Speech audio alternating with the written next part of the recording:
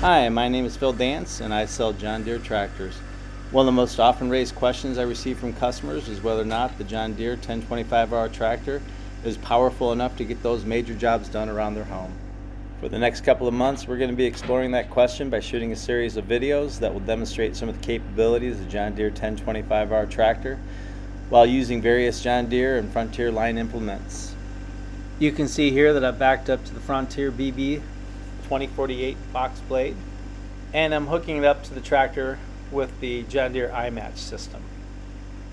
The iMatch system makes it very easy for me to hook up that box blade to the tractor without having to get out of my seat, and as you can see, you just lock it in place and you're able to drive away. During my last video, we used the AV20F root grapple to lift and stack fallen trees, and to reestablish this road by using the root grapple to both clear the land of brush and to do some preliminary grading as well. You can see that the road is pretty well established again. We have done a pretty good job of smoothing it out, but if I were to take a trailer down this road, it would bounce around and good chance I'm going to lose some of those logs. So my goal today is level off the land to fill in some of those low spots that I created when I was digging out stumps and brush out of the ground, and to do some final grading on the project. This is the Frontier Standard Duty BB 2048 box blade.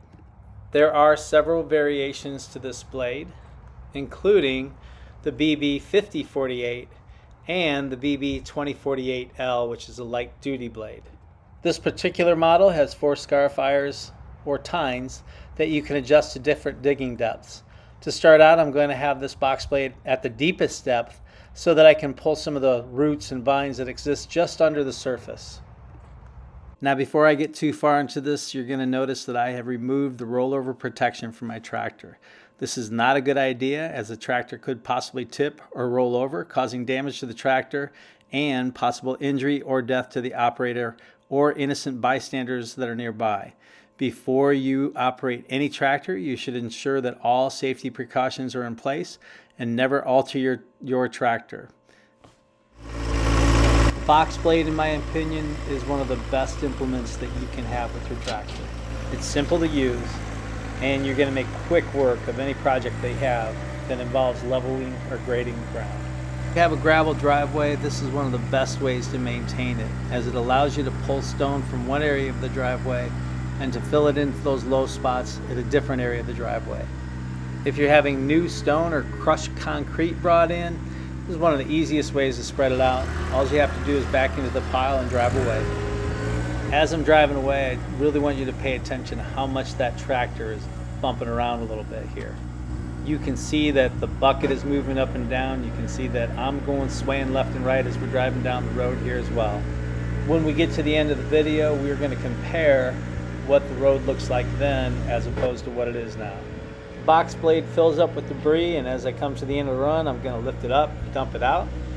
When I'm ready to start a new run, I'm going to slam the bucket back down into the ground, where you're going to see the teeth are going to immediately dig into the ground and start pulling those vines and roots out of the ground once again. I'll make one pass and I'll dump the dirt at the end of that pass. When I turn it back around, I'll dump that load at the other end of the pass.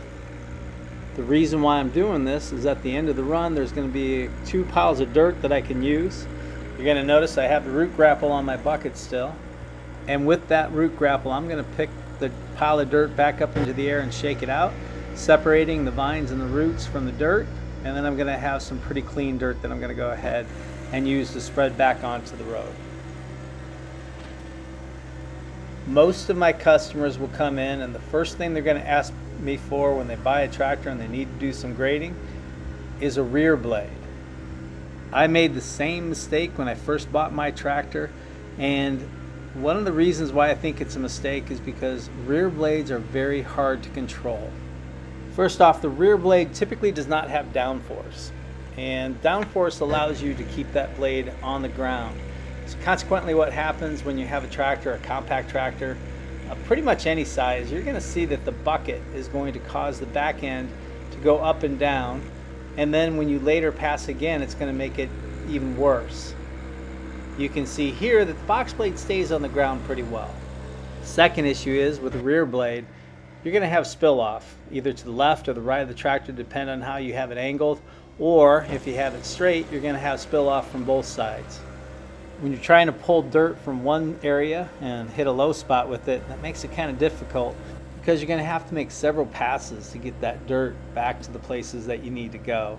With the box blade, you can see that it collects all the dirt, keeps it inside the bucket, and as you're going along, it's depositing that dirt onto the ground into those low spaces without you even having to work at it. Second implement that people ask me about is the land rake. This is far superior to the box blade in sorting out the roots and getting some of the debris off the ground. However, it doesn't get underneath the ground very well. And that's where the box blade is superior to it, because it does dig out those vines and things that are sitting below the surface. So the first time I'm going to till, I'm not going to have to worry about that as much as I would if I had a land rake. The other issue with the land rake is it too does not have downforce, and consequently it's going to bounce around a little bit.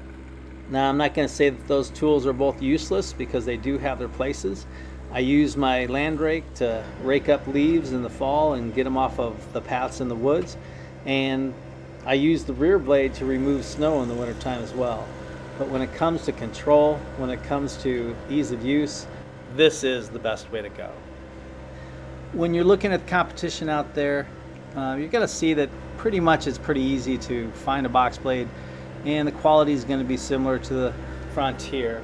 If you're looking at it off-brand, you want to make sure you're paying attention to the gauge of steel of that unit. Also, you want to pay attention to whether or not that unit you're purchasing is a light duty, a medium duty, or a heavy duty box blade.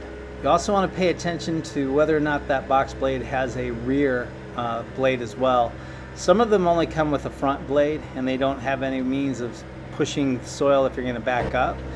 In this case, the Frontier BB 2048, and I think pretty much all the Frontier ones have a dual edge so that you can go forwards or backwards on it. I'll use the backward motion on the box blade a lot of times to backfill a hole where I know that I don't really care if there's going to be some spill off either way. Just like I said with the root grapple, the best time to buy an implement is when you're buying a brand new tractor. Not a lot of people know this, but if you buy a Frontier implement with your John Deere tractor, you're going to double the warranty of that implement, and that's not something that you're going to get with an aftermarket box blade. In addition, there's usually incentives that John Deere encourages people to purchase additional implements, and it's usually money off the tractor.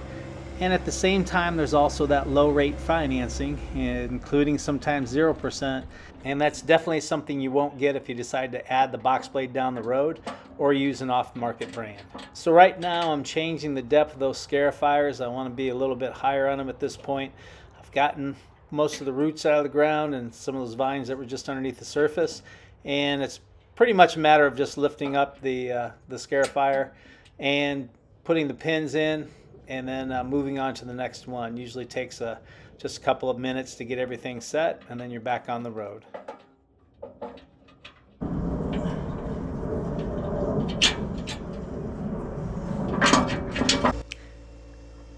At this point, I'm pretty much just pulling up dirt, and that's what I really want right now. Is I'm going to be pulling to low areas.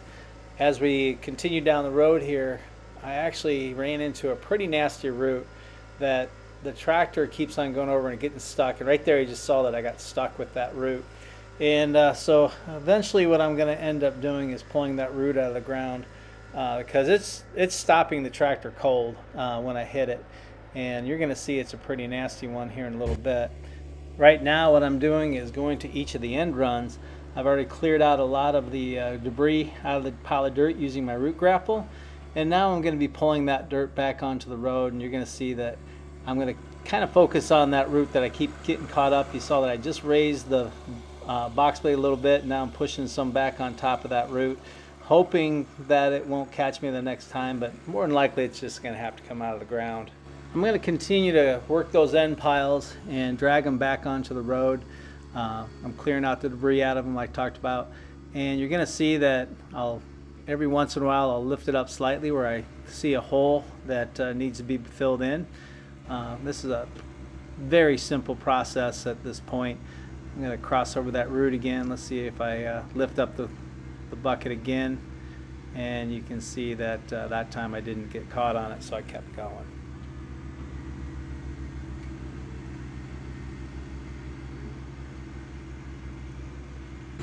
And you're going to see that once again that root's giving me problems. So as I pass the tree, I'm going to raise my bucket and dump some dirt, and then you're going to see that I'm going to back up here and try and smooth it out again, level out some of that, and you're going to see that I'm going to pull it back with me as I go back to the end of the run. At this point, I wish I had moved the camera a little bit closer, and I didn't have my GoPro on quite right, so you don't really get a good view of this, but you are going to see that I am going to pull out a root that's about 4 inches in diameter. And as I pull that root out of the ground, you're going to hear me triumphantly exclaim, "That is what a root grapple done." And who could blame me, because at that point I've been fighting that stupid root all day long. I actually should have done this earlier, but like I said in my last video, there's a learning curve involved in everything, and I didn't really think about it until I got to this point and was becoming frustrated with it. And you can see as I pulled the rest of it out of the ground, this was a nasty root. It was so nasty, in fact, that as I drove away triumphantly with the root above my tractor, I realized I forgot my safety protocols for myself and that I should never lift the load above the hood of a tractor without proper rollover protection in place. Speeding up the film a little bit, you're going to see that I'm going back and forth over where that root was, filling back in some holes and just kind of leveling it off. And at this point, I'm pretty happy with results, and I'm ready to call it for the day. And for the last part of the video, we're going to do a comparison. The bottom screen is where we started, and the top screen is where we finished. And you can see as that top one goes along, you can see the tractor is barely moving around.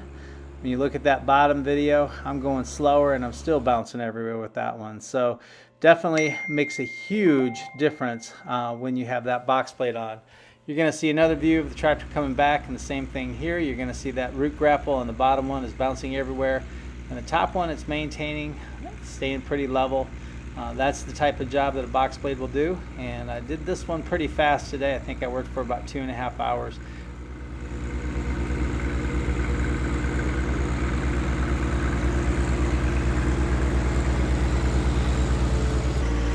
And that's going to do it for today. I want to thank everybody for watching if you made it this far. This is the second in a series of videos that I'm making. The next ones are going to be about taking out stumps with the 260B backhoe. I'm going to break those videos down as every stump is different, and I want to have a video for each. If you've liked what you've seen so far, please hit that like and subscribe button. And please visit me at my website, everythinggreentractors.com.